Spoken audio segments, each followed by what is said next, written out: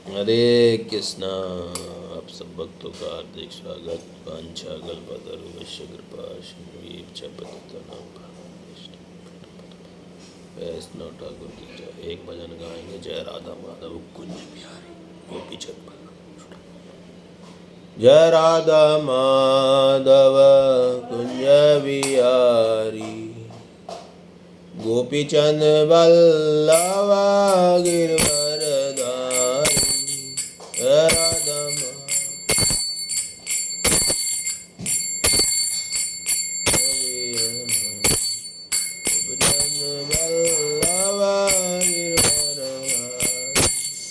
यशोदानंदन ब्रजनरंजन यशोदानंदन ब्रजनरंजन यमुना तीरवनचारी यमुना तीरवनचारी। जय राधा माधव कुंज विहारी गोपीजन वल्लभ गिरिवरधारी।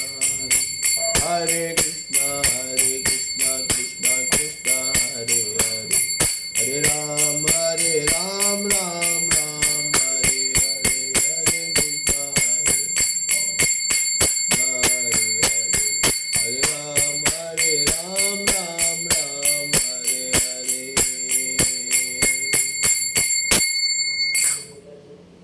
हरिनाम संकीर्तन की जय। ग्रंथराज श्रीमद् भगवद गीता की जय।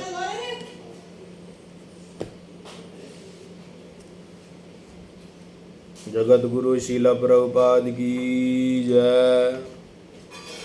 ओम अज्ञानतिमिरन्धस्य ज्ञानञ्जनशलाकया चक्षुर्मिलितं येन तस्मै श्रीगुरुवे नमः।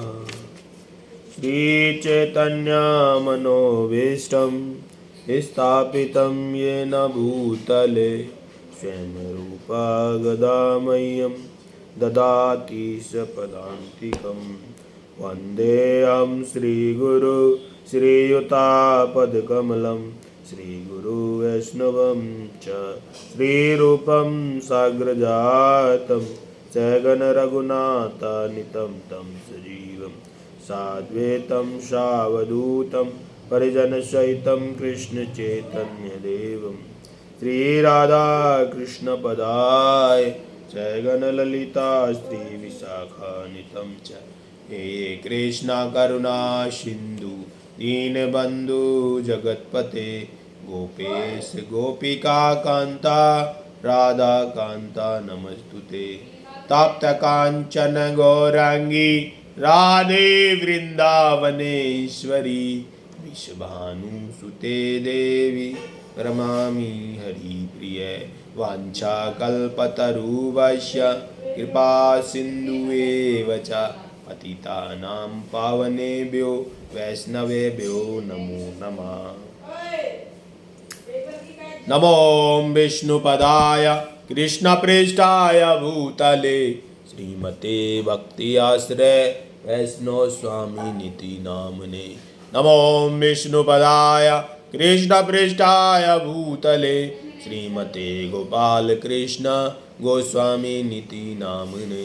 प्रभुपादस्य साहित्यं या प्रकाशेन वित्रीय च प्रचारं कृतवान् साधु भागवत्पदाय ते नमः। नमो विष्णुपदाय कृष्णप्रेष्ठाय भूतले श्रीमते भक्तिवेदान्त स्वामिनिति नामने। नमस्तुते सरस्वती देवी गौरवाणी प्रचारिणी निर्विशेष शून्यवादी पाश्चात्यस्तारिणी। जय श्री कृष्ण चैतन्य प्रभु नित्यानंद श्री अद्वैता गदाधर शिवासादि गौर भक्त वृंद। हरे कृष्णा कृष्णा कृष्णा हरे हरे, हरे राम राम राम हरे हरे। ओम नमो भगवते वासुदेवाय। ओम नमो भगवते वासुदेवाय। ओम नमो भगवते वासुदेवाय। भगवत गीता यथारूप अध्याय 2 श्लोक संख्या 19, पेज नंबर 77। एयान वेतान हंतार एयान वेतान हंतारम यानांच मंत हंतम उभो तो न विजानीतो न हन्नति हन्नमान न हन्नति हन्नते एनावेन्तारानं ये चानवेन्तारात्मनम् उभो तो न विजनोते नान्नते हन्यमाने हन्नते। या जो एना इनको वित्ते जानता है, हनांतरम मारने वाला, या जो चा भी एना इसे मानता है एतम मरा हुआ, उभो दोनों, तो वे ना कभी नहीं, विजयनाति जानते हैं, ना कभी नहीं, अहम यह हंति मरता है, ना नहीं हंता है मारा जाता है। तात्पर्य और अनुवाद जगत गुरु शिला प्रपाद द्वारा। शिला प्रपाद की जय। जो इस जीवात्मा को मारने वाला समझता है, आराम से घंटी थोड़ी आराम से, जो इस जीवात्मा को मरने वाला समझता है, जो इससे मरा हुआ समझता है, वह दोनों ही अज्ञानी हैं, क्योंकि आत्मा ना तो मरता है और ना मारा जा सकता है। तात्पर्य, जब देहधारी जीव को किसी घातक हथियार से अपना आघात पहुंचाता है, तो यह समझ लेना चाहिए कि शरीर के भीतर जीवात्मा मारा नहीं। आत्मा इतना सूक्ष्म है कि इसे किसी तरह के भौतिक हथियार से मार पाना असंभव है, जैसे कि अगले श्लोक में स्पष्ट हो जाएगा। ना ही जीवात्मा अपने आध्यात्मिक स्वरूप के कारण वध्य है, जिससे मारा जाता है या जिसे मरा हुआ समझा जाता है, वह केवल शरीर होता है, किंतु इसका तात्पर्य शरीर के वध को प्रोत्साहन करना नहीं। वैदिक आदेश है, मां हिंसा सर्वभूतानि, किसी भी जीव की हिंसा ना करो। ना ही जीवात्मा अवध्यम है, का अर्थ है कि किसी पशु को प्रोत्साहन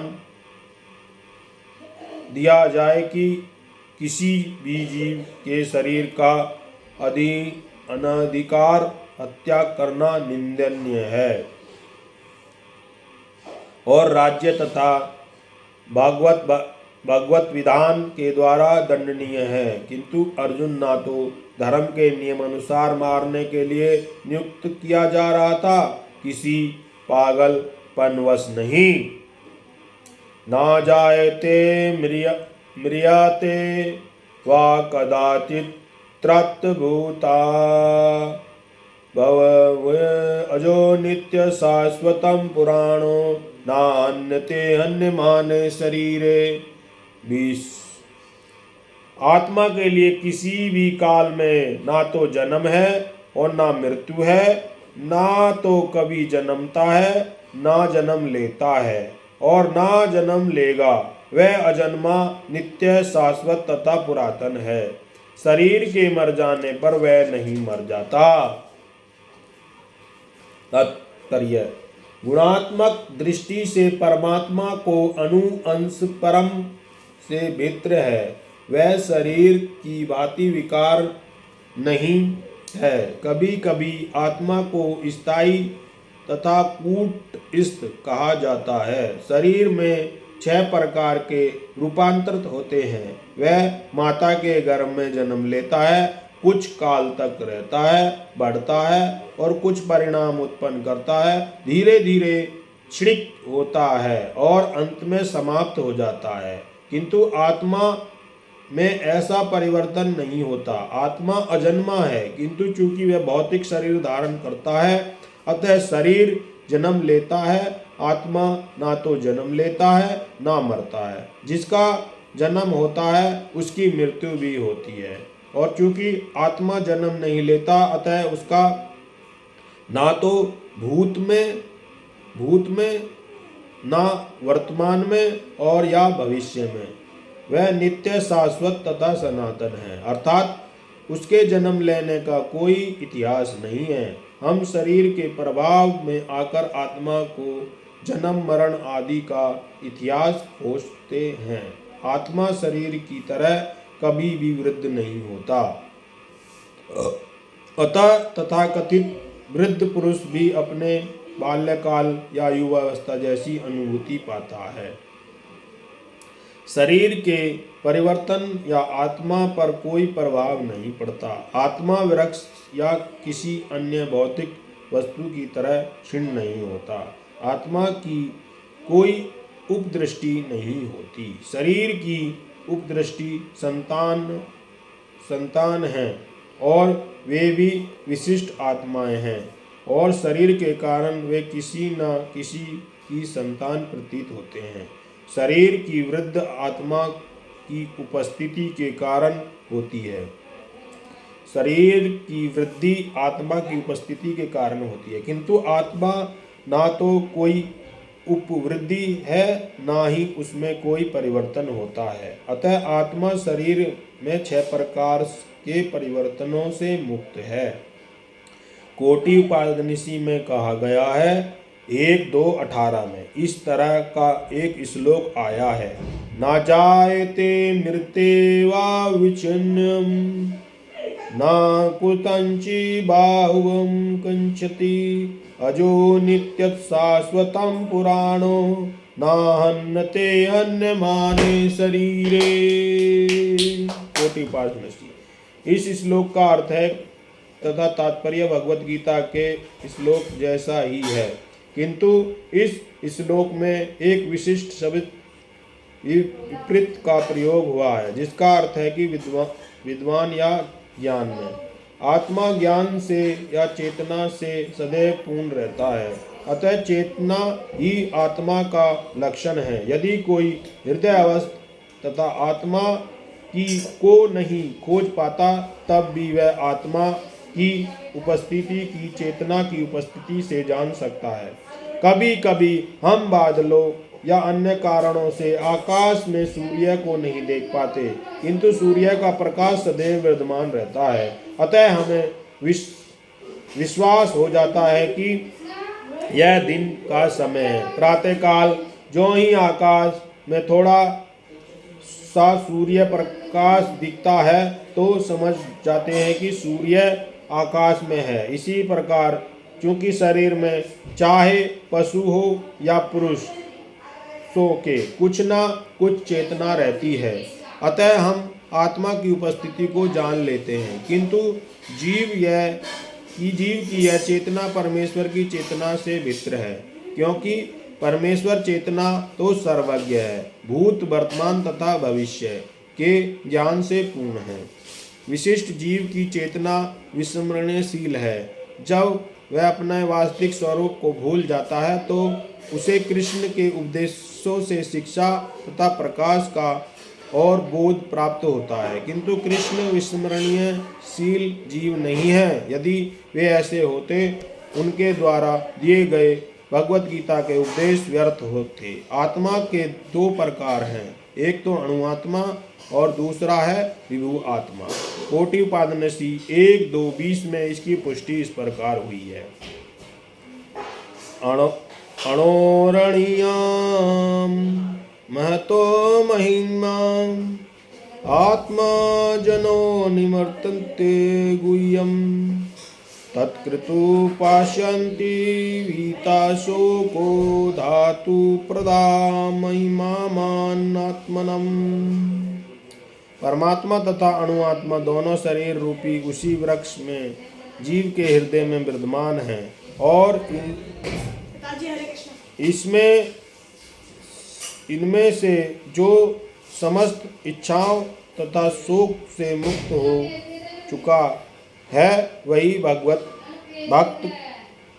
भगवत कृपा से आत्मा की महिमा को समझ सकता है। कृष्ण के भी उद्गम हैं, कृष्ण परमात्मा के उद्गम हैं, जैसे कि अगले अध्याय में बताया जाएगा। और अर्जुन अणुआत्मा के समान है जो अपने वास्तविक स्वरूप को भूल गया है, अतः उसे कृष्ण द्वारा यह उनके प्रामाणिक प्रतिनिधि गुरु द्वारा प्रबुद्ध किए जाने की आवश्यकता है। हरे कृष्णा। जगत गुरु शिला प्रभुपाद की जय। माफ करना थोड़ा लेट हो गया।